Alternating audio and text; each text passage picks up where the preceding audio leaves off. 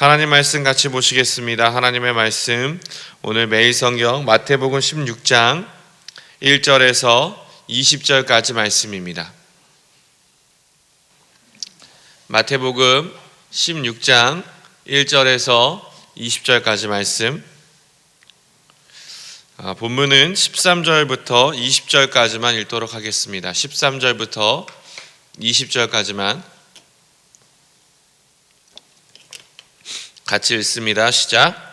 예수께서 빌립보 가이사랴 지방에 이르러 제자들에게 물어 이르시되 사람들이 인자를 누구라 하느냐?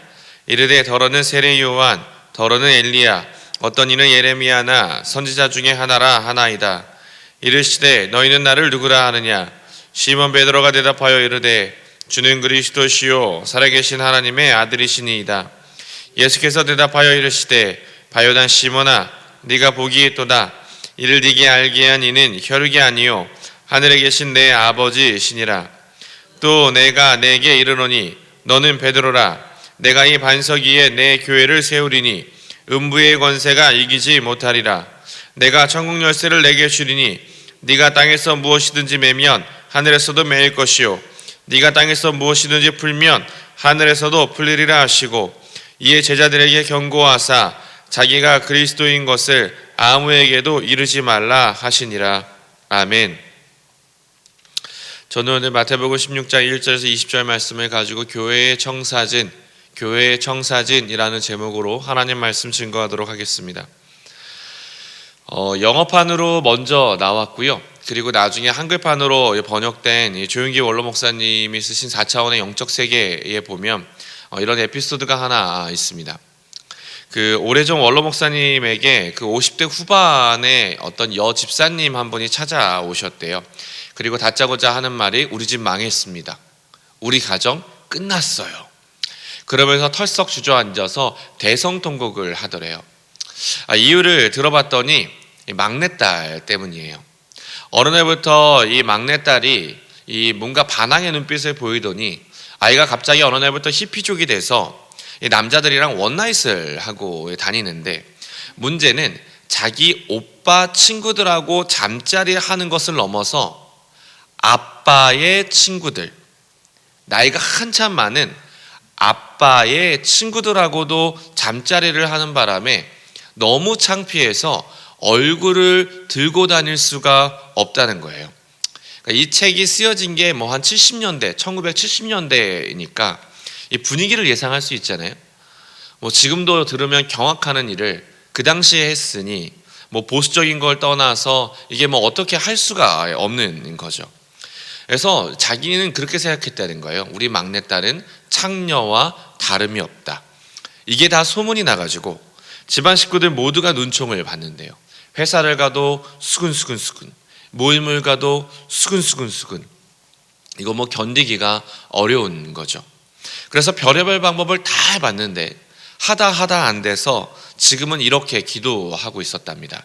하나님, 저 딸 너무 미워요. 그냥 죽여주세요.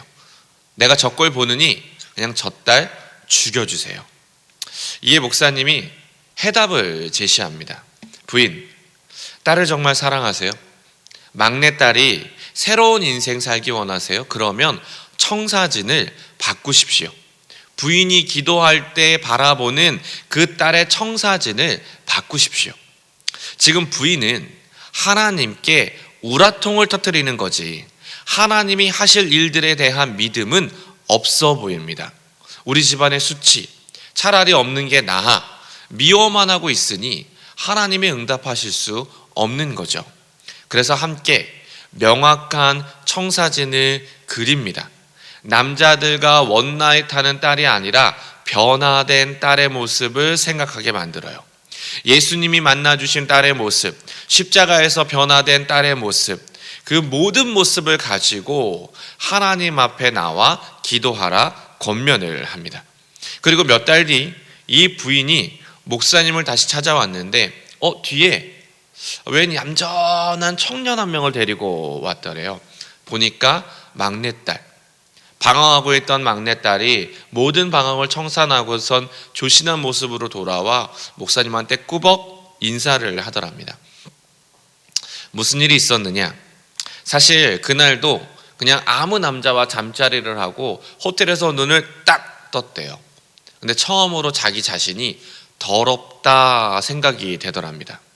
지금까지는 어떤 남자랑 잠자리를 해도 아침에 일어나면 자유롭다, 나는 뭔가 좀 이 세상의 어떤 것들에 거스르는 사람이다 라고 생각을 했는데, 처음으로 자기 모습이 추하다, 내가 너무 더럽다, 허망하게 느껴지더래요. 그럼 뭔가 알 수 없는 감정이 자기를 그 아침에 막 하고 찾아오더니 갑자기 엄마가 보고 싶더랍니다. 사실 자기가 이렇게 방황하는 거는 엄마 아빠가 너무 미워가지고 이 두 사람 억장 터지게 하자 이런 마음을 가지고 엉망진창으로 몸을 굴렸었는데, 이상의 그날은 집에 너무 가고 싶더래요. 근데 갈 수가 있어야죠. 집에만 가면 그냥 너는 우리 집안의 수치야, 너는 창녀야, 너는 걸레야, 너는 나가 죽어, 이런 막말을 온갖 자기가 들었었는데 갈 수가 있었어야지. 그래도 한 번이라도 엄마 얼굴을 보고 오자 이런 마음이 너무 들어서 그냥 아침에 집에 갔는데, 문을 열고 들어갔는데 갑자기 엄마가 어서 와 우리 딸 너무 보고 싶었어, 어서 와 우리 딸. 그러면서 엄마가 울면서 자기를 와락 끌어왔는데, 갑자기 그 순간 알 수 없는 뭔가가 자기 마음을 갑자기 그 순간 알 수 없는 뭔가가 자기 마음을 말로 표현할 수 없는 뭔가가 자기 마음을 휘감더니 그날로 모든 걸 녹였고, 정말 거짓말처럼 그날로 모든 것을 청산, 지금은 새 아이를 낳고 여의도에서 엄청난 일들을 감당한 지역장이 되는 권사님이 되었더래요 라는 전설적인 이야기인데요, 핵심은 이겁니다. 내 마음의 소원을 넘어서 하나님이 하실 일들에 대한 분명한 믿음이 우리에게 있는가? 우리는 무엇을 바라보고 기도하고 있는가? 근데 오늘 본문도 사실 그렇습니다. 오늘 본문은 교회에 대한 이야기로 이 땅의 교회에 대한 예수님의 비전이 선명하게 기록되어 있습니다. 다시 말해 예수님이 바라보시는 교회, 예수님이 명확하게 상상하시고 예수님이 우리에게 주신 교회가 어떤 모습인지가 정확하게 기록되어 있다는 거죠. 우리 16장 13절에서 16절 말씀 같이 다시 읽겠습니다. 예수께서 가이사랴 빌립보 지방에 이르러 제자들에게 물어 이르시되 사람들이 인자를 누구라 하느냐? 이르되 더러는 세례 요한, 더러는 엘리야, 어떤 이는 예레미야나 선지자 중에 하나라 하나이다. 이르시되 너희는 나를 누구라 하느냐? 시몬 베드로가 대답하여 이르되 주는 그리스도시요 살아계신 하나님의 아들이시니이다. 예수님이 교회에 대해서 언급하신 건 복음서에 딱 2번밖에 없는데, 교회의 존립에 대한 가르침은 오늘 본문이 유일합니다. 먼저 예수께서 말씀을 선포하고 계시는 여러분 이 장소에 대해서 주목해 보셔야 합니다. 13절에 보시면 13절에 가이사랴 빌립보 지방에 이르러 라고 기록되어 있습니다. 가이사랴 빌립보, 여기는 이스라엘의 이 북부에 위치한 이 작은 도시로 예루살렘, 베들레헴, 가버나움에 비하면 굉장히 별 볼 일 없는 그런 작은 도시였습니다. 그런데 이 도시를 다른 도시들이 굉장히 부러워했어요. 이유는 빌립보 앞에 붙은, 도시 앞에 붙은 가이사랴라는 칭호 때문입니다. 그러니까 이 가이사랴는 당시 로마 황제를 지칭하는 말로 이스라엘의 이 도시 가운데 이 호칭이 들어간 도시는 드물었거든요. 가이사랴 빌립보, 가이사랴. 왜? 이건 특권이었기 때문입니다. 이 이름이 붙게 되면 행정, 세금, 각종 문화 혜택을 굉장히 많이 누릴 수 있는 엄청난 특권이 있었습니다. 지금으로 말하면 연회비 몇백만 원 되는 VVIP 카드는 물론 백화점의 MVG, 각종 리조트나 골프 회원권, 비행기를 타면 무조건 1등석, 이런 엄청난 혜택이 그 도시에 주어졌다라고 생각하시면 돼요. 그래서 많은 도시들이 이 가이사랴라는 이름을 가지기 위해서 애를 썼습니다. 하지만 이 이름을 갖는 조건은 여간 까다로운 게 아니었어요. 황제로부터 이 이름을 수여받기 위해선 몇 가지 조건을 충족해야 했는데, 대표적인 게 황제 숭배였어요. 도시에 로마 황제를 신으로 섬긴다라는 어떤 신전과 그리고 동상을 많이 짓고요. 그리고 황제를 신으로 숭배하는 사람의 신도수가 많으면 많을수록 이름을 따내기가 유리했던 거죠. 그러니 생각해 보세요. 변방의 작은 도시 빌립보가 가이사랴라는 이름을 붙일 수 있었다면 그 도시는 어떤 모습이었을까요? 한마디로 난장판인 거죠. 도시 전체가 황제의 신전과 황제 숭배를 위해 음란하고 타락한 예식들로 물들어 있었을 것입니다. 거룩함, 정직함, 야훼를 경외함, 이런 고상한 단어들은 찾을래야 찾을 수가 없었던 거죠. 그래서 예수님이 이 도시에서 질문하고 계시는 거예요. 황제 숭배가 팽배하고 지금 황배를 숭배하기 위해 모여든 수많은 사람들이 있는 이 도시에서 예수님이 제자들을 향해서 굳이 질문하고 계시는 겁니다. 지금까지 나를 따라다니면서 수많은 기적을 목격했는데, 그래, 사람들은 나를 누구라 하느냐? 제자들이 대답합니다. 어떤 사람은 세례 요한, 어떤 사람은 엘리야, 어떤 사람은 예레미야 선지자 중에 하나라 하더이다. 그래서 주님이 물으시죠. 그래, 그러면 너희는 나를 누구라 하느냐? 그때 베드로가 대답하는 거예요. 주는 그리스도시요 살아계신 하나님의 아들이십니다. 다시 말해, 황제가 신의 아들이 아닙니다. 예수님이 신의 아들이십니다. 황제가 이 세상, 이 도시, 이 땅의 통치자가 아닙니다. 하나님이 이 땅에, 예수님이 이 땅의 통치자이십니다. 멋진 고백, 아니 엄청난 고백을 베드로가 했고, 예수님은 그 고백 위에 교회를 세우겠다라고 말씀하고 계십니다. 이게 17절 18절 말씀에 나와 있는데요, 17, 18절 말씀 같이 읽습니다. 예수께서 시작. 예수께서 대답하여 이르시되 네가 복이 있도다. 이를 네게 알게 한 이는 혈육이 아니요 하늘에 계신 내 아버지시니라. 또 내가 네게 이르노니 너는 베드로라. 내가 이 반석 위에 내 교회를 세우리니 음부의 권세가 이기지 못하리라. 예수님은 이 본문에서 교회가 누구의 것이며 이 교회를 누가 세웠는지를 명확하게 말씀하고 계시는데, 18절 여러분 다시 보시면 동그라미 치셔야 합니다. 너는 베드로라. 내가 이 반석 위에 내 교회를 세우리니 라고 기록하고 있어요. 그냥 교회가 아니에요. 내 교회. 내 교회. 주격 동사를 사용하고 있습니다. 베드로가 고백했다고 해서 베드로에게 권한이 있는 게 아니고요, 예수님 자신이 주체가 돼서 의도적으로, 예수님이 의도적으로 교회를 세워가신다는 말씀이에요. 결국 교회의 주인은 예수님이시기 때문에 이 교회는 그분의 뜻, 그분의 시선, 그분의 마음, 그분의 계획에 귀를 기울이며 따라가야 하는 거죠. 그런데 자꾸 우리가 착각을 해요. 예수님의 교회의 주인이야 말은 하는데 우리가 자꾸 착각을 해요. 자꾸 내가 이 교회에 무엇이다 착각한단 말이에요. 그래서 내 기준에 맞춰서 내가 속한 공동체와 내가 속한 사람들을 내 기준에 낮춰 내 마음대로 해부하는 경우가 되게 많이 있습니다.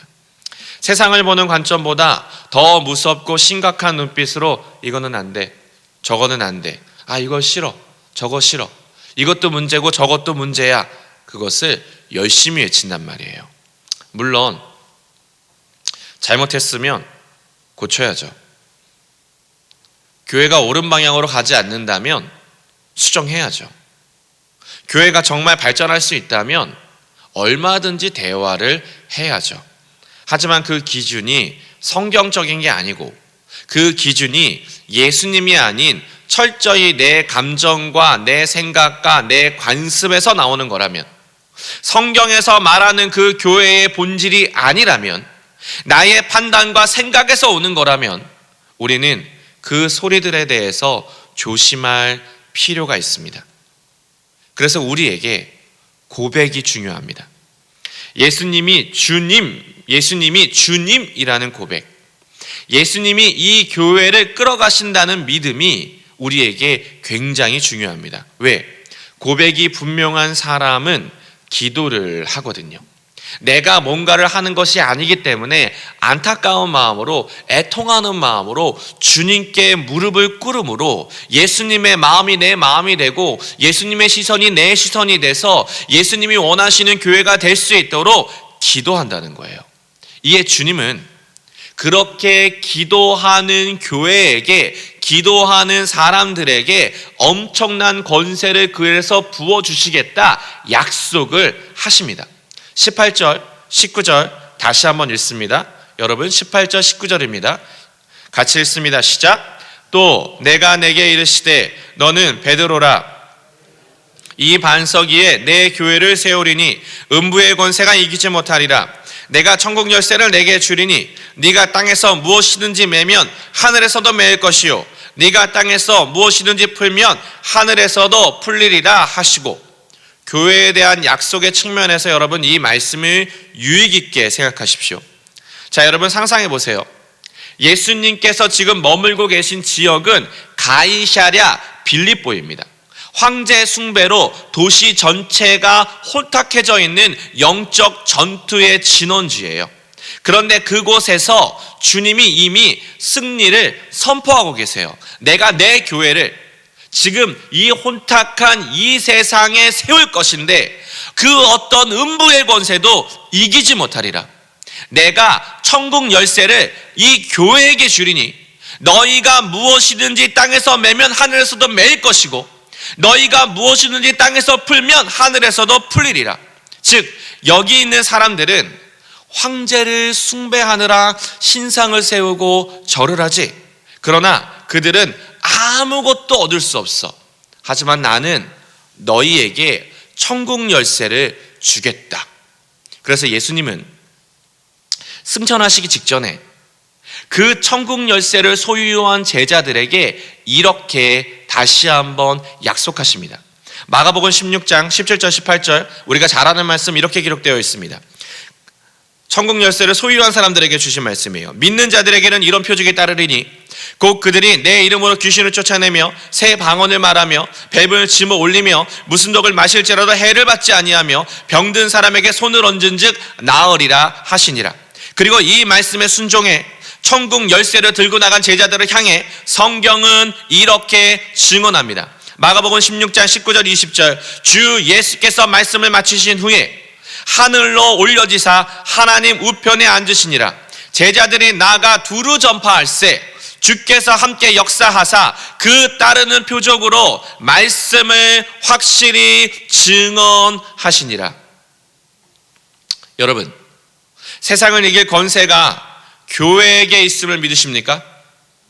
누가 뭐라 해도 교회가 이 땅의 유일한 희망임을 여러분 믿으십니까?